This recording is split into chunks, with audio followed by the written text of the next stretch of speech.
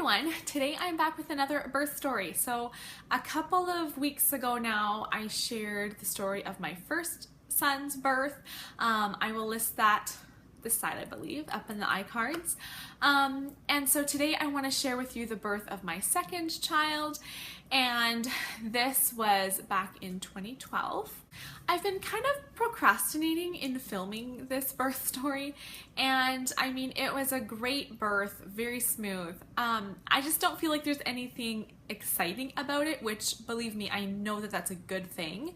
But just in thinking about how to share it in a exciting way, I don't know. I was just like, okay, what am I gonna say about this birth? Because she was born in the middle of the night, and honestly, when I look back on it, I feel like that was my one birth where it was just like, I went to bed, I woke up in the morning with a baby, and it was not that easy at all, but that's how I remember it anyways.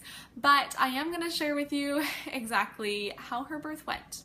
So this birth was a planned home birth, and we also didn't know the gender. So same as our first child, none of our kids, we knew the gender before they were born. So that just made it fun. I mean, birth is always exciting, but I felt like it just gave even that more anticipation and excitement for the birth, because as you're in labor, you're like, come on baby, come out, I want to find out if you're a little boy or a little girl.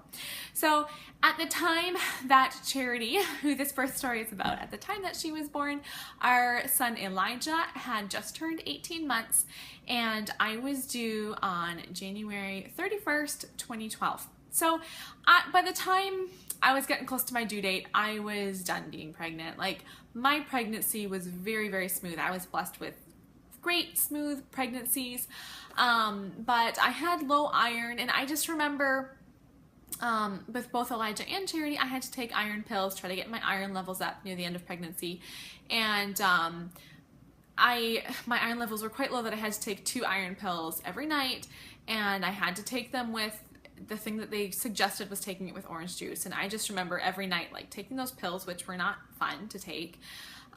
They were just gross, and I had to take them with orange juice, which, number one, I do not like orange juice. Number two, they gave me the worst heartburn.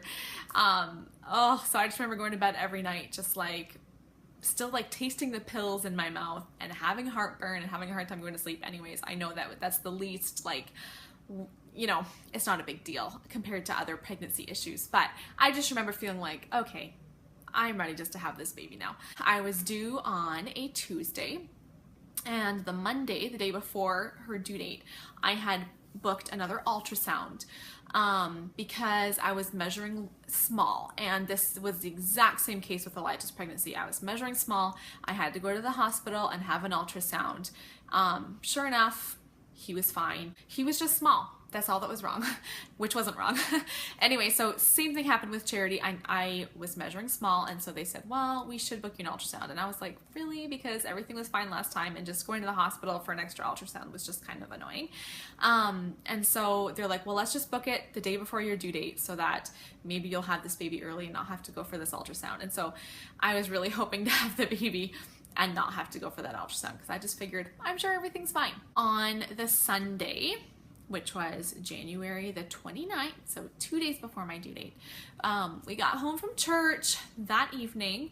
It was about 8:30, and I went into my room and just started to get ready for bed. So I think I just like leaned over and started to pull off my skirt, and all of a sudden I felt this warm gush, and my husband was just sitting on the bed in our room, and I said, either my water broke or I peed myself. And I looked down and was shocked to see that it was blood.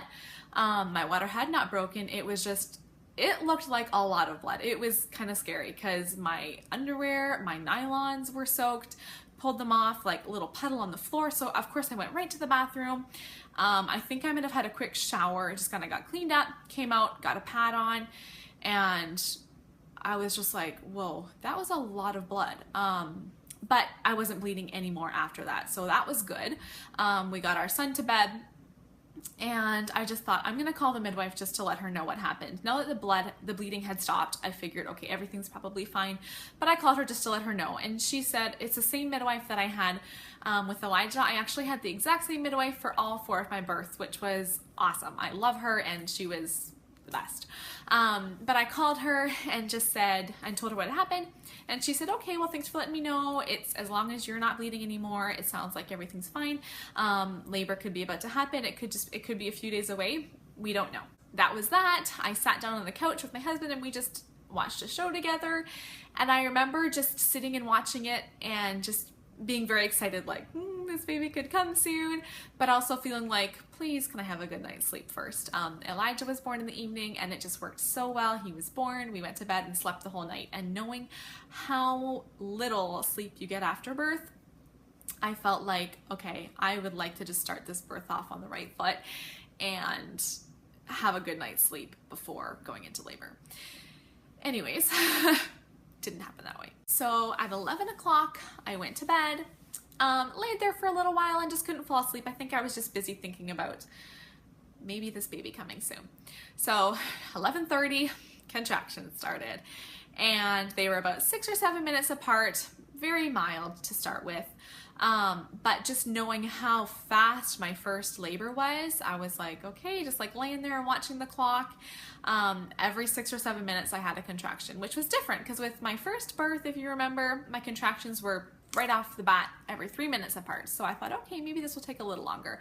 But I woke up my husband and just said, hey, I'm having contractions. Of course, he'd fallen asleep immediately. I said, I'm having contractions. I'll wake you up again when I call the midwife, because this was, of course, the middle of winter. The midwives were coming over to our house for the birth, and he needed to like shovel off all the snow off of our porch and get the porch lights on and move our vehicles and stuff before the midwife came.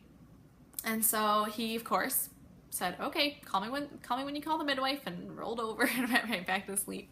And I laid there watching the clock every 6 minutes having a contraction.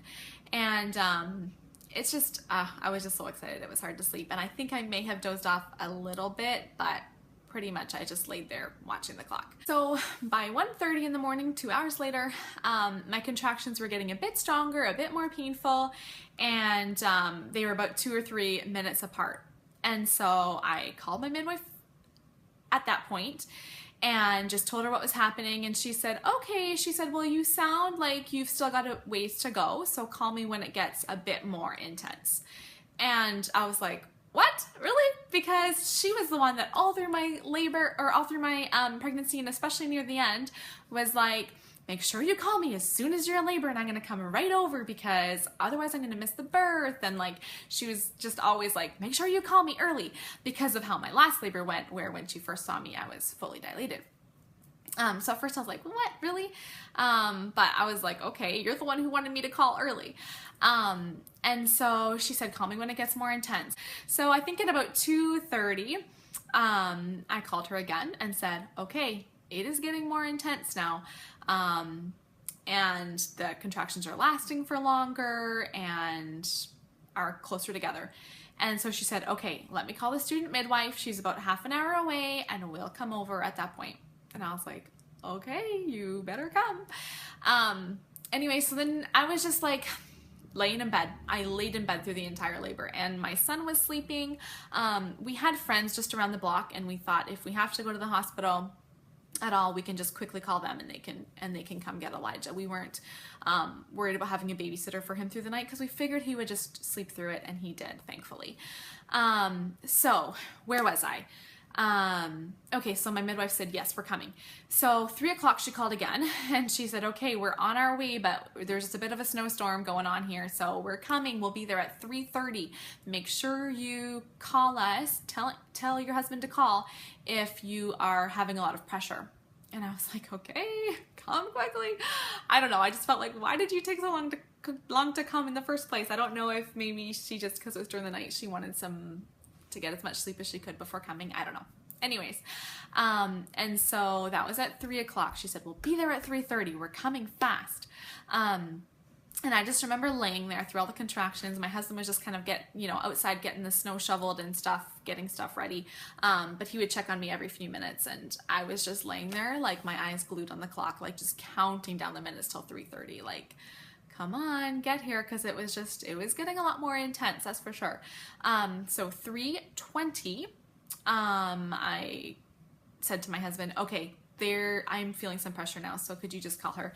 So he called her and she said, we're coming, we're almost there. So sure enough, right at 3:30, they came. And then of course, my midwife, the student midwife, and then they always have like a backup midwife as well. They got all their supplies out, got everything set up. We had to have like a clear dresser and stuff like that so they could lay all their supplies out. And so she checked me at 3:30 and she said, okay, you're 9 centimeters. And it was, I don't know, just the midwives being there always just gives me this calm. Like, even though I was still, no medication, I was still, 9 centimeters dilated, just having them in the room was just so nice, and having them talk to me and just hearing them talk amongst themselves and just kind of joke about stuff. And I don't know, it just made that time go by fast.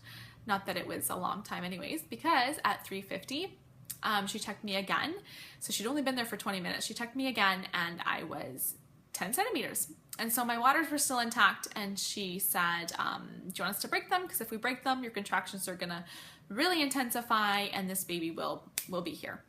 And so I said, sure. At that point, you're just like, yes, I just want this baby to come out. I want to meet this little baby. And so she broke my waters.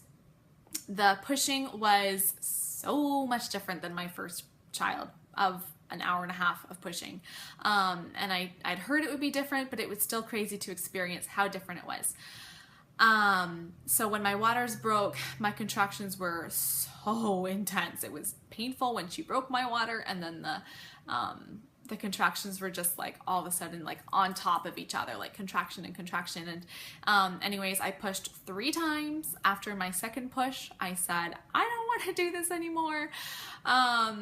And Sarah, my midwife, was just like, just push, she's almost here, the baby's almost here. It was just so intense. And if you remember from my first birth, I didn't really have contractions during the pushing time, which I don't know, it was weird, and I don't quite know why it was like that, but the pushing stage definitely felt different not having the contractions, because having the contractions and pushing was like, wow, that was so painful. And I think partly just because the pushing was so quick for this birth as well, like, and just stretching out so fast, it was intense. But 3 pushes and she came out, and my husband told me it's a girl, and that had been my suspicion. I had kind of thought it was a girl, but I remember just feeling like, what? I can't believe we have a daughter.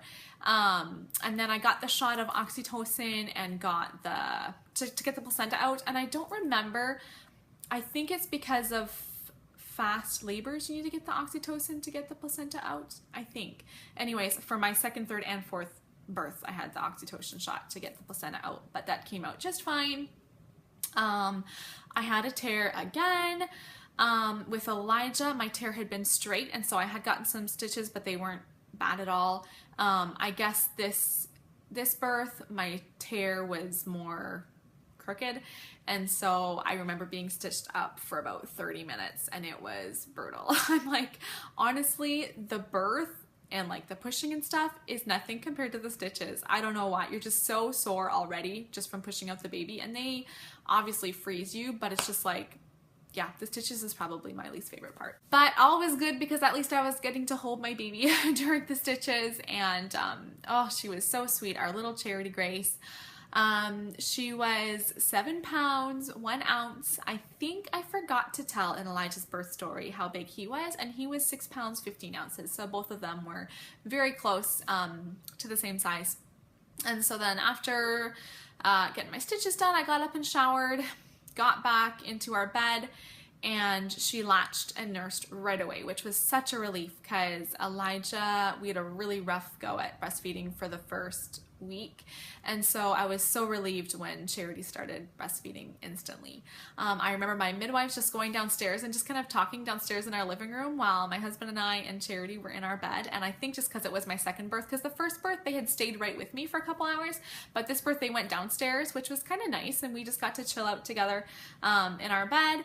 And they would come up every like 10 minutes maybe, asking how things are going, and then after they could tell that everything was fine and Charity was doing well, I was doing well, they left. And then I slept for a couple of hours maybe. I had the birth that I didn't want right in the middle of the night, because sure enough, that was bad. Starting off her life after having an all-nighter, like brutal, because you never really make up for that sleep. Anyway, and then I remember Elijah getting up at 6 o'clock, coming into our bed and just saying, baby, baby, when we introduced him to Charity. And we were ready to go as a family of 4. I remember after Charity's birth being a little bit rough because the job my husband was at, he got to have 1 day off and that was it. And he was working nights at that point. So Charity was born Monday morning. I didn't have to have my ultrasound. Yay. She was born at, I didn't even tell the time. It was 4 o'clock in the morning that she was born. So my whole labor was 4.5 hours, which was awesome. So she was born 4 in the morning. My husband got that day off. Tuesday he had to go to work. I just remember that being a little bit of a tough transition going to 2, and I think the biggest reason for that was because my husband was at work so much, and with an 18-month-old and a newborn, I mean 18-month-old is already a big deal, like getting them to bed and stuff, and then having a newborn too, I don't know. That was a little bit of a